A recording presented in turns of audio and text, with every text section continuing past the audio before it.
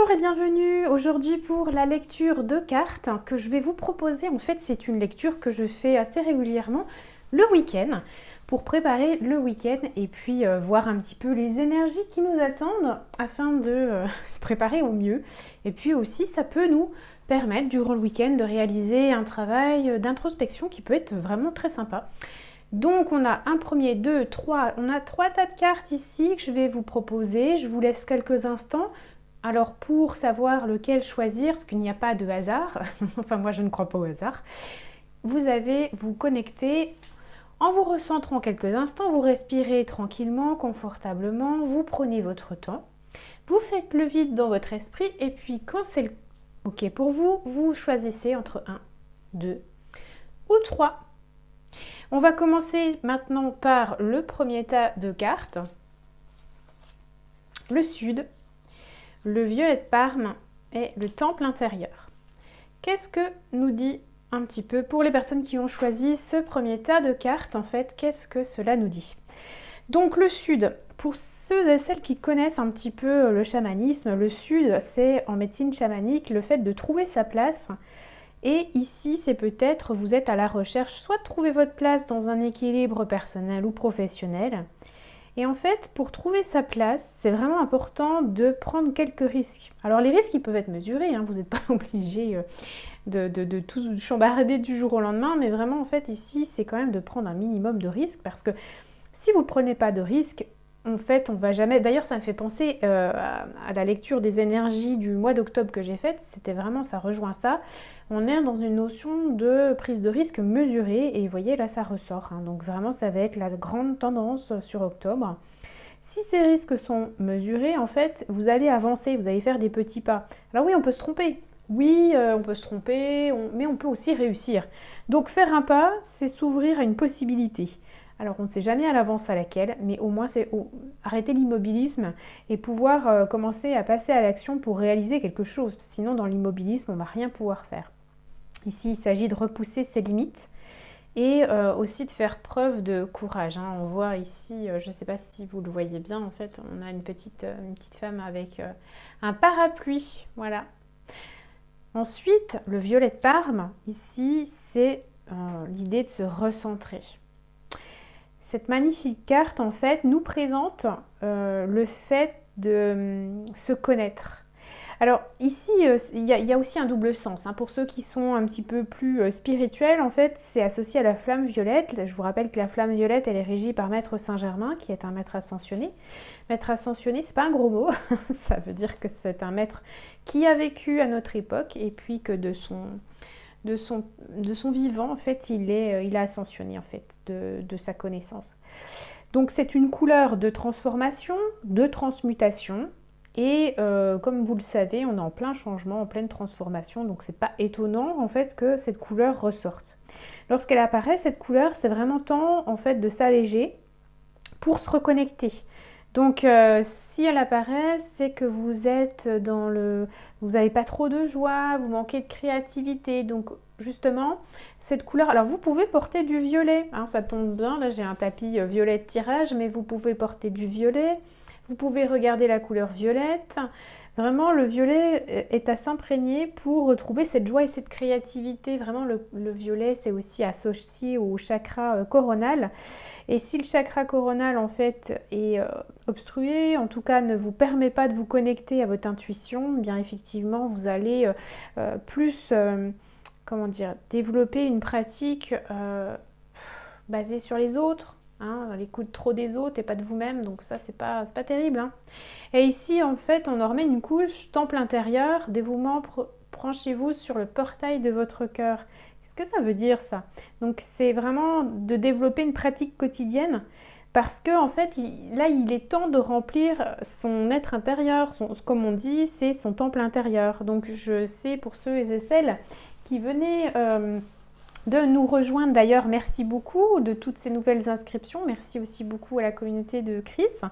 Et justement, je voulais la citer ici puisqu'elle nous invite souvent en fait à méditer, à avoir une pratique. Et là, cette carte invite à ça. C'est vraiment d'être branché dans...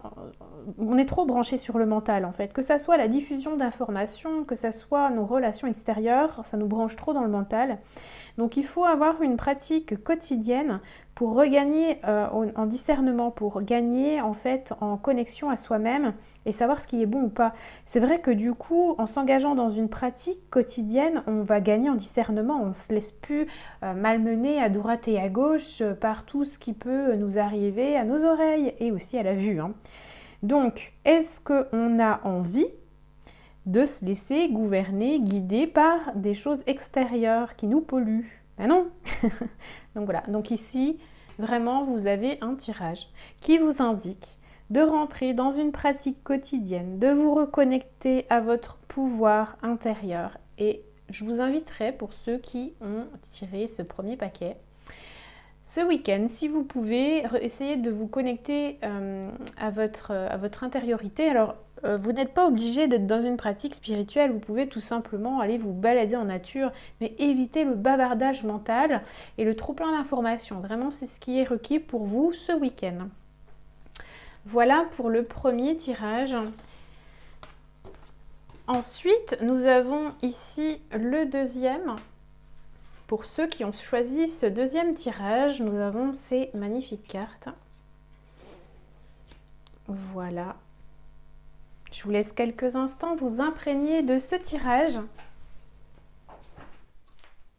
Donc cette carte, croissance et plantes, il est temps, en fait, ça donne un message que c'est vraiment temps de s'épanouir. Je pense que même si les tas de cartes sont différents, visiblement les messages reprennent quand même la même essence, c'est quand même fou.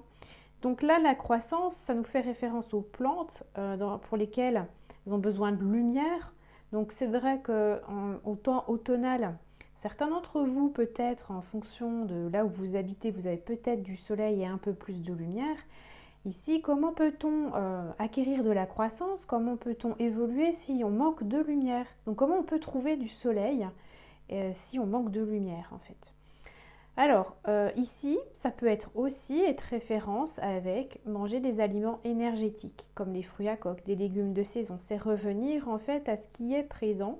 Certes, la lumière est en train de diminuer, on n'a peut-être pas un soleil à son paroxysme, mais on peut quand même trouver la lumière, que ce soit dans les aliments, mais aussi dans notre foi. Alors la foi, pour ceux qui sont chrétiens, judaïques, enfin voilà, toute forme de religion, peu importe, souvent ont un peu plus de foi parce qu'ils ont appris à se connecter à cette lumière intérieure. Donc si vous êtes athée et que vous n'avez pas de religion, je vous inviterai en fait à vous connecter à cette foi intérieure, ce en quoi vous croyez. Qu'est-ce qui vous anime, et de vous reconnecter à ça, ça donne énormément de force et de courage. Ici encore le violet, bah décidément, le violet nous suit, le violet nous colle à la peau. Donc ce violet, c'est l'invitation à se reconnecter à son pouvoir intérieur, encore une fois, décidément. Donc c'est écouter sa petite voix. La petite voix, comment on fait pour l'écouter? Donc comment on fait pour écouter son intuition? Si on est trop dans le mental et qu'on écoute aussi ce qui se fait à droite et à gauche, les gens qui nous entourent, on va avoir des difficultés à entendre cette petite voix parce que le mental prend trop d'espace, prend trop de place, et donc on ne peut plus suivre ni entendre cette voix. Donc pour revenir à cette pratique de reconnexion à son pouvoir intérieur et d'écouter son intuition, sa petite voix, ici il serait peut-être judicieux de pratiquer des rituels pour éveiller son intuition. Peut être des rituels magiques ou des rituels tout simplement de connexion avec soi-même pour rentrer en méditation et enlever un petit peu les pensées, le mental qui serait trop présent. Et la dernière carte, que feriez-vous en fait si vous n'aviez pas de peur? La guerrière, elle est là pour ça en fait. Si vous n'aviez pas de peur, que feriez-vous? Ça, c'est une bonne question, non? Donc, ça serait de suivre sa vie en suivant l'élan. En fait, il faut sortir des chemins tracés. C'est vraiment en fait que ça soit collectivement, on nous invite vraiment à sortir des chemins tracés. Et il faut être vigilant parce que là, ici, les peurs, elles sont parfois un indicateur du chemin. C'est vrai que souvent, les peurs, on se dit, bah, j'ai peur, donc ça me préserve de quelque chose, sous-entendu d'un danger. Alors, pas du tout, hein. Parfois, les peurs, c'est vraiment en fait l'impulsion de la bonne direction. C'est parce que je ne connais pas que peut-être c'est ce nouveau chemin qui m'indique la voie en fait. Donc les peurs sont pas toutes à mettre au placard, attention.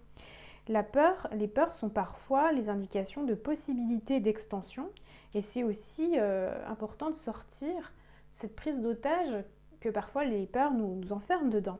Donc pour ceux qui ont choisi ce tas de cartes-là, je vous inviterai à vous renforcer au niveau de votre positionnement, au niveau de votre vision, et ce que vous voulez en fait dans votre vie, et vous recentrer pour ne plus être malmené, ballotté à droite et à gauche par les gens qui vous entourent. Voilà pour cette lecture de ce deuxième choix. Et puis enfin, pour ceux qui ont choisi le dernier tas, ici, le troisième. Alors, on nous invite, hop, musique. Bleu ciel. Ah bah bleu ciel, ça change un peu. On était dans le violet, hein, décidément. Je vous laisse faire le focus un petit peu sur ce qui se passe et puis je vous donne toutes ces infos. Bien, la carte de la musique ici, ça nous invite à augmenter la vibration en s'ouvrant à cet espace de musique. Donc c'est par le son et le mouvement aussi, parce que en exprimant, en libérant son corps par le mouvement, on peut modifier son état d'esprit et s'alléger au niveau des idées et du mental. Si vous avez en fait choisi ce thé-là, il n'y a pas de hasard, puisque là ici on va voir, parce que de ce que je ressens, c'est beaucoup en fait ouvrir sur la voie du son pour apaiser les douleurs émotionnelles ou les conflits intérieurs. Donc ici en fait cette musique va vous aider en fait à changer votre humeur et il faut vraiment vous alléger. Mettez une musique qui vous plaît, voilà, bougez, amusez-vous, sortez. Là, c'est vraiment de vous exprimer par le corps. Faut que vous sentir vivant. Même si vous êtes tout seul et que vous n'êtes pas invité ce week-end ou quoi, mettez une musique entraînante, dansez comme un zinzin chez vous, peu importe. Là, l'idée, c'est vraiment de vous libérer par la voix et le corps. Encore une fois, vous voyez, la voix, enfin les trois se rejoignent pour la voix, donc on est bien. Hein, il faut vraiment, il est temps de s'exprimer là. On voit que ça pousse, ça pousse, ça pousse. Donc ici, on est invité de changer le mental et notre humeur par la musique. Et ici, en fait, cette carte bleue, alors le bleu, c'est la communication, pour ceux qui ne connaissent pas les équivalences au niveau de la couleur. Et on voit qu'ici, la communication se fait par les yeux et par la bouche. Donc, en observant et en ne disant pas tout ce qui nous passe par la tête, on aura une meilleure communication. Ici, en fait, c'est aussi une invitation à libérer sa parole en osant parler. Vous avez en fait des opportunités qui viennent, que ça soit personnel ou professionnel. En fait, ici, il est temps de les concrétiser. Mais si vous ne dites rien, si vous ne vous exprimez pas, eh bien, effectivement, ça va rester bloqué. Vous n'allez pas, ou peu en tout cas, pouvoir faire bouger les choses. Donc ici, la communication peut être fluide si vraiment vous osez en observer ce qui se passe, prendre le temps de poser les mots, mais osez poser vos mots. Là, c'est hyper important ici de faire décoller vos projets, ou si peut-être une relation sentimentale, peu importe, ou quelque chose qui se passe au niveau familial. En tout cas, ici, c'est vraiment, si la parole est fluide, vous allez vraiment ouvrir de grandes portes. Hein. Là, c'est une certitude. Puis, en fait, c'est aussi passer à l'action. Ici, par l'initiation, alors, effectivement, si vous êtes amené à voyager, vous allez peut-être aller dans des lieux privilégiés qui vont vous ouvrir des espaces sacrés, quoi qu'il en soit. Ce n'est pas forcément qu'une invitation au voyage, mais ça peut être également le fait de, comme vous allez vous ouvrir en fait à une nouvelle modalité de vous présenter au monde et puis également de vous exprimer. Bien, c'est effectivement ici un rite de passage, comme une initiation. Sans doute, en fait, vous n'avez pas l'habitude de vous exprimer ni d'exprimer vos idées. Donc, en le faisant, vous allez sortir de l'agitation émotionnelle et vous allez gagner vraiment davantage en maturité. On appelle ça gagner en maturité émotionnelle. Bon. Et puis, également, entamer un nouveau voyage. Et je vous le demande en mille, quel serait ce voyage ? eh bien, c'est celui de la connaissance de soi. Donc, c'est des grands mots, mais je pense que, en fait, on voit que vous ayez choisi l'état 1, 2 ou 3, on voit qu'on est vraiment sur le discernement, l'intuition, l'écoute de soi pour ensuite oser s'exprimer, oser poser de nouvelles choses dans la matière. Et puis, si effectivement, on n'écoute pas ces paramètres-là, on va aller trop vite, on va exprimer trop vite les choses et ça risque d'être décousu et de ne pas porter bénéfice comme ça aurait dû l'être. Donc voilà, en fonction de ce que vous avez choisi, tu as 1, 2 ou 3, laissez-moi en commentaire savoir si ça vous parle ou si ça vous a parlé, revenez-y et puis laissez-moi un commentaire.